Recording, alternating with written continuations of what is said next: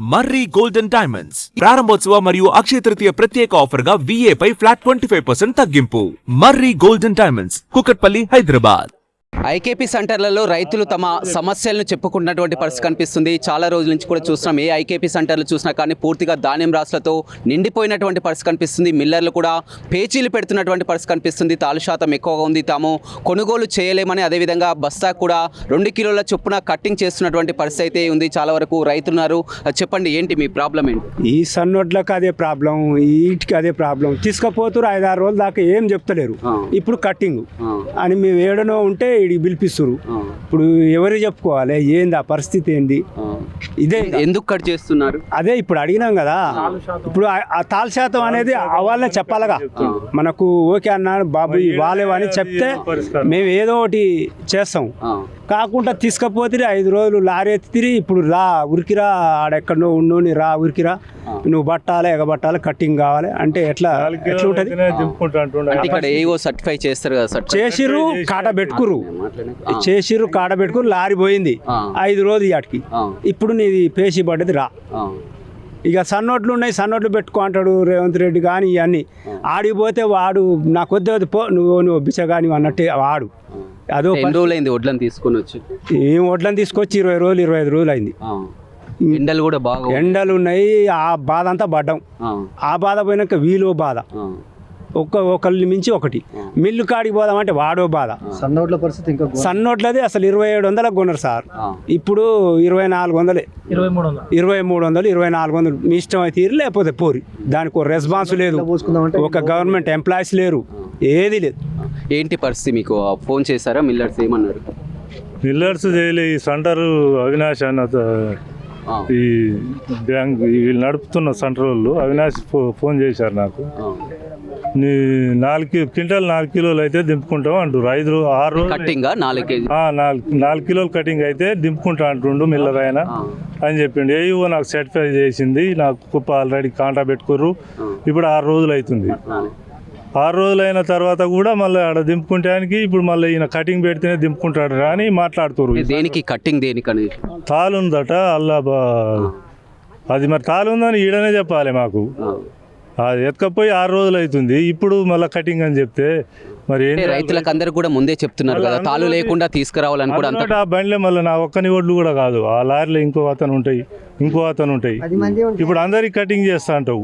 నాయి మంచిగా ఉన్నాయి కదా, నాయి కూడా కటింగ్ కావాలా? మంచిగా ఉన్న రైతు పోతాడు, ఆడు పోతాడు, ఈడు పోతాడు అంతా. ఇప్పుడు ఏదో మొత్తం మీద రైతుల్ని మోసం చేసి ఏదో ఇక ఆడి తీసుకుపోయినా మళ్ళీ కటింగ్ పెట్టడం.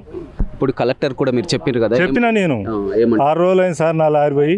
ఇవాళ మళ్ళీ కటింగ్ అంటే దింపుకుంటాడట లారీ ఆయన అని నాకు ఈ సెంటర్ అని చెప్తే నేను వచ్చిన వీడికి ఇప్పుడు కలెక్టర్ వీడికి వచ్చిండు. ఇప్పుడు అట్లా ఉంది మా పరిస్థితి. ఏం చెప్పుకోవాలో ఇక్కడికి మ్యాక్సిమం ఒక నెల రోజుల నుంచి వడ్లు వస్తున్నాయండి. ఇప్పటివరకు ఈ తిప్పర్తి మెయిన్ పెద్ద సెంటరు. ఇప్పటివరకు దీంట్లో నుంచి ఒక 20 లారీలు పోయినాయి. ఆ 20 లారీలలో అసలు మాది 3వ లారీ. మా ఒడ్లు దిగినాయా దిగలేదు ఇంతవరకు మాకేం తెలియదు. మాకు ట్రక్ షీట్లు ఏమి ఇవ్వలేదు. ఇప్పుడు గవర్నమెంట్ ఏం చెప్తున్నది 24 గంటలనే డబ్బులు ఇస్తామని చెప్తే అకౌంట్లో వేస్తామని చెప్తున్నారు. అది అసలు మాకు ట్రక్ షీట్ దిగిందా, అసలు అది దిగినాయా లేకపోతే కటింగ్ అంటారా ఏంది మాకేం అర్థం కావట్లేదు. రైతులు అనేది ఇప్పుడు దగ్గర దీంట్లో ఒక 1000 లారీలకు ఎబో ఉన్నాయండి వడ్లు. 3 సెంటర్లు. ఇంతకుముందు ఒక్కటే సెంటర్ ఓపెన్ చేసేది. ఇప్పుడు 3-4 సెంటర్లు అయినా కూడా వీళ్ళు నిమ్మకు నీరు ఎంతినట్టు రోజు ఒక 5 లారీలు 3 లారీలు 4 లారీలు అంటారు. అవి పోవడం అక్కడే ఉండిపోతున్నాయి. ఆ లారీల వాళ్ళేమో పెట్టట్లేరు.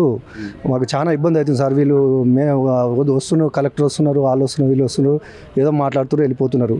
ఇంకోటి గవర్నమెంట్ ఏం చెప్తున్నది, సన్నోడ్లకు మీరు ఎక్కువ ప్రోత్సాహం చేయండి అని చెప్తున్నారు.